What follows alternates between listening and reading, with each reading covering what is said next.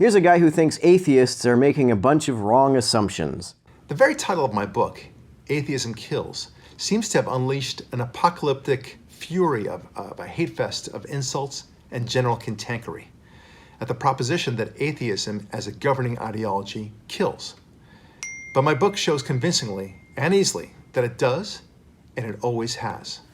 But here are some of the things that the detractors just ignore. First, atheism has killed far more than Judaism or Christianity combined. Fascism and communism, both of which were atheist enterprises, murdered more than 150 million people in the 20th century alone. Communist and other godless regimes have continued to kill ever since the end of those supposed ideologies. Add the millions of rapes, tortures, and enslavements by these same godless regimes, and you've got yourself a pretty ugly picture. While there were fascists and communist dictators who were atheist, it does not follow from that atheism is responsible for their behavior. There's nothing about atheism that causes a person to be authoritarian or even makes a person more likely to be authoritarian. Some of the most atheist countries in the world are among the least authoritarian. Switzerland is both a very free and a very atheist country. To infer that atheism influences murderous authoritarianism just because the most murderous authoritarians happen to be atheist is to commit the fallacy of affirming the consequent. The atheist's favorite go-to accusation against Christianity includes the Inquisition, the Crusades, the Salem witch trials, and the church pedophilia scandal. However, even assuming that all such wrongs occurred as a direct result of church doctrine, or which they didn't, but let's assume it, the Crusades and the Inquisition clearly had a closer connection to church doctrine than the Holodomor or the Great Leap Forward had to atheism. The Crusades and the Inquisition were explicitly carried out for the purpose of asserting the supremacy of Christianity. The famines of the communist regimes were not carried out for the purpose of asserting the supremacy of atheism. Neither Stalin nor Mao sought to starve people because those people weren't atheist. A significant number of the victims were themselves atheists. The numbers dwarf in comparison to what atheism has given us. Ivan the Terrible, a tyrannical Christian czar who said that his authoritarianism and brutality were biblically inspired, massacred thousands of people at a time when Russia was a tiny fraction of its size under Stalin. He also didn't have Stalin's technology. I don't see any reason to believe that Ivan the Terrible would have been any more merciful had he been in Stalin's shoes. The Crusades involved the deaths of approximately 1.5 million people. Most of them were soldiers on both sides, as well as people who died of disease and other peripheral causes. The Inquisition resulted in less than 5,000 deaths over a span of approximately 300 years, and the Salem witch trials spanned only over 4 months and killed only 19 people. That's right, 19.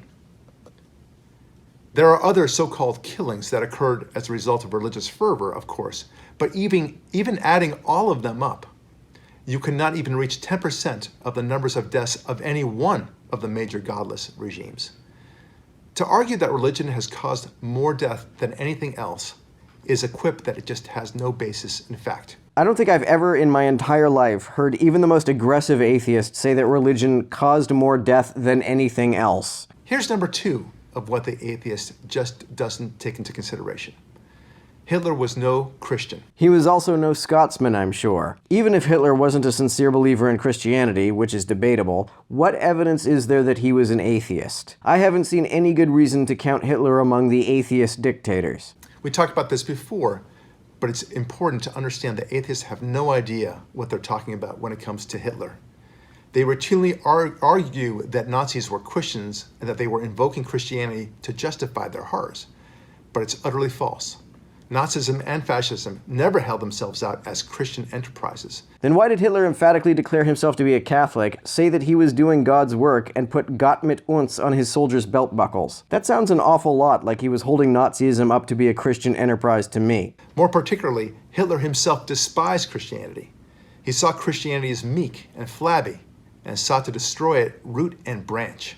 Perhaps in private, although that's debatable, but in public he held himself up to be a Catholic. He bemoaned why Germany was stuck with feeble-minded Christianity and preferred other strong-arm systems, none of which were atheist. His writings and speeches are so full of passages dripping with contempt for Christianity that to argue that he was a Christian was like arguing that George Washington fought for the British during the Revolutionary War. Now, the third is that atheism is an ideology, whether you realize it or not. That's the most common retort to my book, Atheism Kills, and it's just not true. They argue that it's the absence of faith in religion. They just don't believe in God, so why can't we just leave them alone? But it turns out they don't want to leave you alone. I do. I have zero interest in discouraging people from being religious as long as they don't put their beliefs in public schools or pass religious laws that I am forced to follow. As long as religious folks continue to do that, I will speak back to them. On social media, most atheists are bizarrely vocal about their contempt for Christianity and to a lesser extent Judaism. They believe these religions frustrate progress.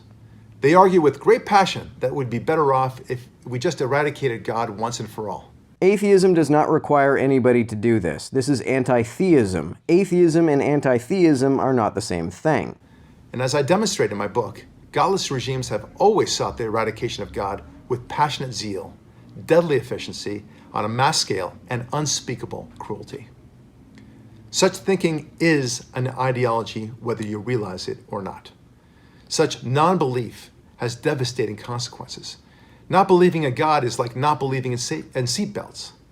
Or better yet, it's like not believing in the police, the judiciary, medicine, or fire stations. If praying to stop a fire were as effective as calling a fire department, you might have a point, but that is obviously not the case.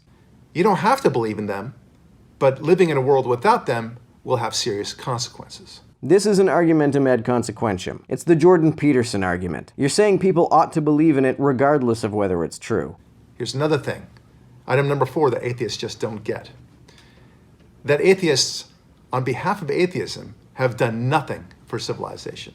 Okay, so when atheists are dictators who commit atrocities, they are acting on behalf of atheism, and when they do good things, they are not acting on behalf of atheism. And when Christians are dictators who commit atrocities, they are not acting on behalf of Christianity, but they are when they do good things. Got it. That's very convenient. In my book, I lay this out, that the atheist doesn't give credit for what the church and Judaism have done for civilization. The creation of the judicial system, the hospital system, the university, public schools, charity, progress, truth, and freedom itself. All of these things have come to us thanks to Christianity and Judaism.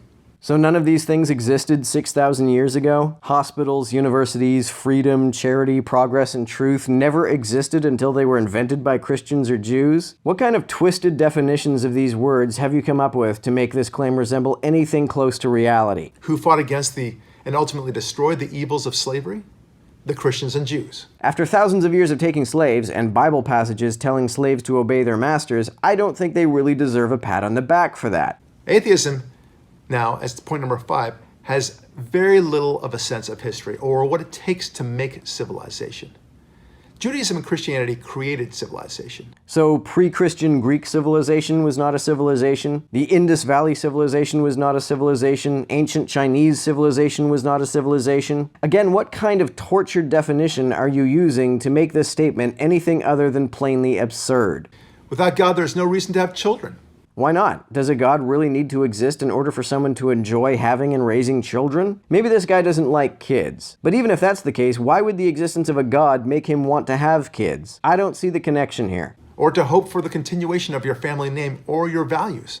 There's no reason to die for your country or for freedom. After all, what's the point? The point is to ensure that other people can enjoy those values and freedoms. Why does a God need to exist in order for that point to be served? In a world without God, you need only do what the animals do. Mate, eat, and make sure not to be eaten. You need only live for today. Yeah, but in a world without a God, the activities that merely sustain your survival are not the only enjoyable activities. Why do you need a God to exist in order to care about what happens to the world after you're dead? Is this guy maybe thinking that if you can't see the world improve from heaven, then there's no reason to care? I don't need to see the world make progress from heaven in order to want it to make progress in my absence. Why does this guy?